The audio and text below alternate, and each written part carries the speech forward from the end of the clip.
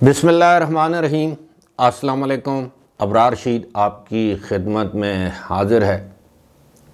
تھمبنیل پر آپ نے دیکھ لیا ہوگا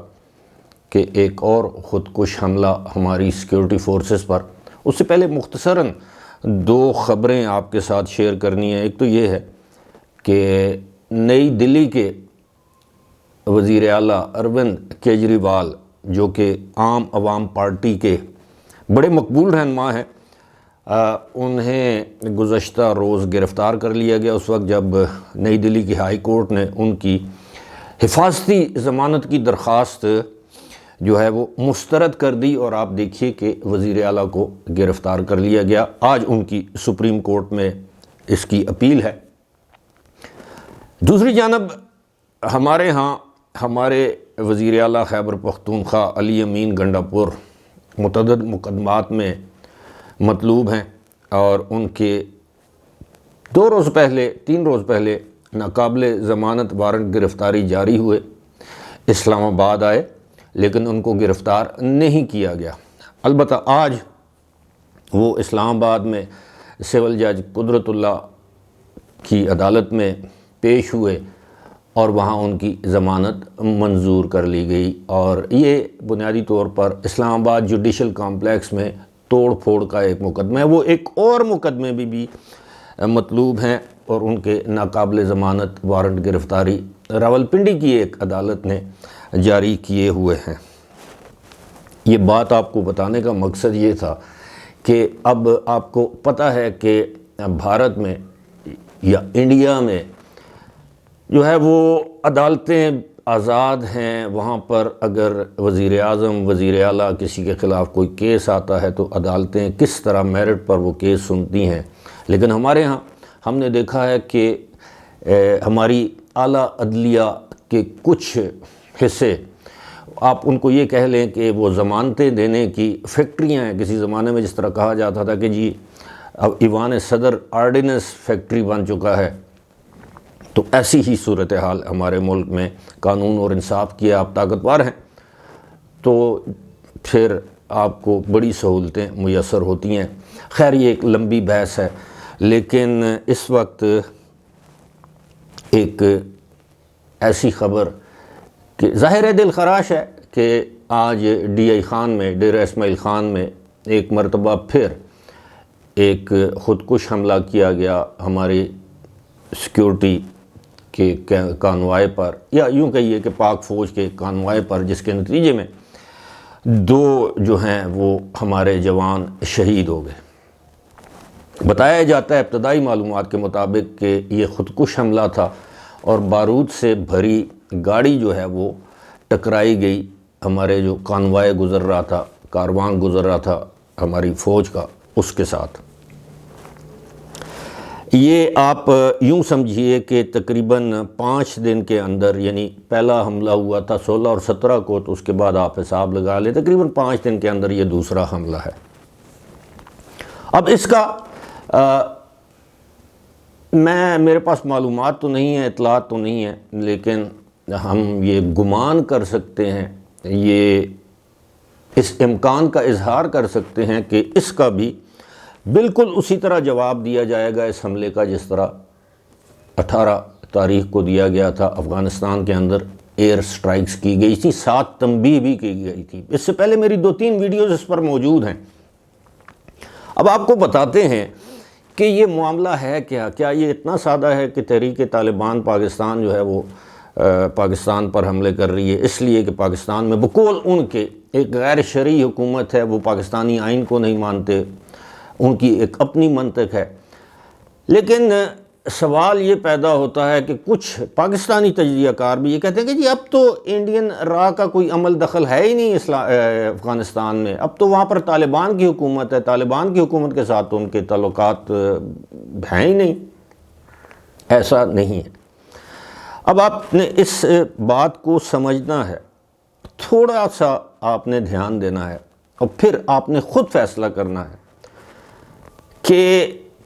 انڈیا، آپ نے دیکھا تقریباً 2 سال سے ہمارے جو انڈیا کے ساتھ لائن آف کنٹرول یا جو بارڈر ہے وہاں پر نسبتاً قدر امن ہے، ورنہ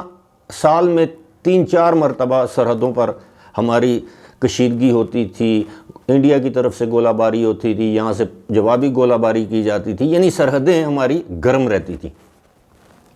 پھر یو اے ای کی مداخلت سے یا یو اے ای کے آپ جو بھی کہہ لیں کہ درمیان میں یو اے ای والے آئے تو پھر یہ وہاں پر سیز فائر ہو گیا۔ اس کی ایک اور وجہ بھی ہے کہ جب اب انڈیا یہ بارڈر گرم کرتا ہے، یعنی یہاں پر کشیدگی ہوتی ہے، تو اوپر سے چائنا جو ہے وہ لداخ میں وہ اپنا بارڈر گرم کر دیتے ہیں، تو پھر انڈیا کو دونوں بارڈرز پر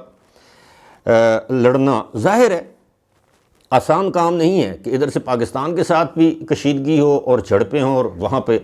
چائنا کے ساتھ بھی لداخ وہ جو علاقہ ہے اس ایریا میں چائنا کے ساتھ بھی ان کی کشیدگی جاری رہے۔ تو لاجسٹکلی بھی ان کے لیے یہ اتنا آسان نہیں ہے۔ تو اب انڈیا کے لیے زیادہ بہتر یہ ہے کہ انڈیا پاکستان کو افغانستان کے ساتھ لڑائے، پاکستان کا ویسٹرن بارڈر گرم رہے، جو پاکستان کا ایسٹرن بارڈر ہے وہاں پر قدرے امن رہے، اور دوسری جانب بلوچستان میں وہ تمام لوگ جو کہ پاکستان کے مخالف ہیں، بلوچستان کے علیحدگی پسند یا دہشت گرد جو گروپ ہیں، ان کو وہ فنڈنگ کر رہا ہے افغانستان کے ذریعے، دیگر ممالک کے ذریعے، تاکہ وہ پاکستان پر یا پاکستان کی تنصیبات پر حملے جاری رکھیں۔ جس طرح 2 روز پہلے گوادر جو پورٹ اتھارٹی کمپلیکس ہے اس پر حملہ کیا گیا، اس کو ناکام بنایا گیا، 8 دہشت گرد اس میں مار دیے گئے، سیکیورٹی فورسز نے بروقت کارروائی کی۔ تو یہ معاملہ جاری ہے۔ اب یہ سوچنا کہ انڈیا کا اس میں افغانستان والی صورتحال یا طالبان کے ساتھ کوئی جو ہے رابطہ نہیں ہے، یہ غلط بات ہے۔ باقاعدہ انڈیا جو ہے وہ سپورٹ کر رہا ہے، اور اس کی میں دلیل دیتا ہوں۔ جب بھی اس طرح کے حملے ہوتے ہیں تو انڈیا کے 2-3 اس طرح کے تجزیہ کار کہہ لیں، دفاعی تجزیہ کار کہہ لیں، جو کہ سابق آرمی آفیسرز ہیں، انڈین آرمی آفیسرز ہیں، کوئی میجر ہے، کوئی کرنل ہے، کوئی جنرل ہے، یہ اپنے انہوں نے پلیٹ فارم بنائے ہوئے ہیں باقاعدہ۔ ان کا جس طرح ٹیلی ویژن چینل ٹائپ ان کے یوٹیوب پر ہیں، لیکن ٹیلی ویژن کی طرح کا سیٹ اپ ہے۔ کوئی برطانیہ میں بیٹھا ہے، کوئی بھارت میں بیٹھا ہے، کوئی کسی دوسرے ملک میں بیٹھا ہے، اور وہاں سے یہ باقاعدہ نہ صرف پروپیگنڈا کرتے ہیں بلکہ ان قوتوں کو ٹپس دیتے ہیں جو پاکستان کے خلاف دہشت گردی کی کارروائیاں کرنا چاہتی ہیں، اور ان کو باقاعدہ بتاتے ہیں کہ جناب آپ اس طرح کریں، آپ دبئی کو استعمال کریں اپنے ایز اے بیس، وہاں پر بہت سے بے روزگار پاکستانی ہیں، ان کو ہائر کریں۔ پاکستان میں بے روزگاری اتنی ہے، دبئی میں اتنے بے روزگار لوگ ہیں، آپ ان کو پیسہ دیں گے تو وہ کچھ بھی کر سکیں گے۔ آپ کو یاد ہوگا میں نے اس پر بھی ایک ویڈیو کی ہے کہ دبئی سے بے روزگار لوگوں کو ہائر کیا گیا تھا لاہور میں حافظ محمد سعید کو قتل کرنے کے لیے، اور آپ کو یہ بھی یاد ہوگا کہ ان کے گھر کے باہر ایک دھماکہ بھی کیا گیا تھا تقریباً 2 سال پہلے، 1.5-2 سال پہلے۔ اس پر بھی ویڈیو موجود ہے اگر آپ دیکھنا چاہیں کہ حافظ سعید کو کس طرح بھارت نے پاکستانیوں کو استعمال کیا، دبئی سے لوگ پاکستان میں لائے، ان کو پیسے دیے، اور حافظ سعید کے خلاف یہ سازش کی گئی، ان کے قتل کی سازش کی گئی، لیکن وہ اس میں بچ گئے۔ تو یہ ساری صورتحال جو ہے اب پاکستان کی جانب سے یہ چیز تو واضح ہو چکی ہے کہ پاکستان نے ٹٹ فار ٹیٹ، اگر پاکستان میں جس طرح آج حملہ ہوا ہے تو مجھے کوئی حیرانگی نہیں ہوگی، نہ آپ کو ہونی چاہیے کہ اگر آج رات یا دن یا کسی وقت سحری کے وقت آپ تک یہ خبر پہنچے کہ پاکستان نے ایک اور ایئر سٹرائک کر دی ہے، اور عین ممکن ہے پاکستان اس کا اعلان نہ کرے لیکن دوسری جانب سے اعلان کیا جائے۔ اور آج اس واقعے کے بعد اگر وہ سٹرائک کی جائے گی تو میں سمجھتا ہوں کہ وہ زیادہ جسے کہتے ہیں نا، اب کیا کہنا چاہیے، پر اثر کہنا چاہیے، نہیں، زیادہ شدید نوعیت کی وہ سٹرائک ہو سکتی ہے۔ اور عین ممکن ہے کہ بارڈر کے اس طرف بھی معاملات جو ہیں وہ ان کو دیکھا جا رہا ہوگا۔ ہم لوگ اپنے گھروں میں بیٹھے ہوتے ہیں، ہمارے جو انٹیلیجنس اداروں کے جو لوگ ہیں، جو ہمارے جوان ہیں، وہ 24 گھنٹے 24/7 نہ دن دیکھتے ہیں، نہ رات دیکھتے ہیں، نہ بارش دیکھتے ہیں، نہ طوفان دیکھتے ہیں، وہ اپنے کام میں لگے رہتے ہیں۔ لیکن اس کے باوجود یہ کارروائیاں ہو رہی ہیں، تو اب اگر ہو رہی ہیں تو ظاہر ہے حالانکہ رمضان کے مہینے میں تو آپ کو پتہ ہے کہ دشمن بھی سیز فائر کر دیتے ہیں، ادھر اسرائیل بھی سیز فائر کرنے کا سوچ رہا ہے، بہرحال وہ ایک الگ بات ہے یا الگ معاملہ ہے۔ لیکن اب آپ یہ سوچئے کہ کیا ان کو مسلمان کہا جا سکتا ہے کہ جو کہ رمضان کے مہینے میں اس طرح کی کاروائیاں کریں؟ اور یہ تو سیکیورٹی فورسز پر کر رہے ہیں، لیکن آپ کو پتہ ہے کہ سویلینز بھی بڑی تعداد میں اس جو دہشت گردی ہے اس کی نظر ہو چکے ہیں۔ تو اب یہ جو صورتحال ہے میں سمجھتا ہوں یہ دن بدن سنگین ہوتی جا رہی ہے، اور بالآخر آپ اس بات کا اطمینان رکھیے کہ طالبان پر اتنا دباؤ بڑھے گا، یہ افغان طالبان کی میں بات کر رہا ہوں، کہ بالآخر ان کو فیصلہ کرنا پڑے گا کہ کیا وہ تحریک طالبان پاکستان یا اس کے جو دیگر دھڑے ہیں ان کے ساتھ ہیں، یا وہ اپنی قوم کے ساتھ ہیں۔ قوم کے ساتھ اس لیے کہ ان کے مفاد میں ہے کہ وہ ان سے لا تعلقی کا اظہار کریں، یہ Pakistani Taliban T T P کے ساتھ، اور اپنے ملک کا بھلا سوچیں، ورنہ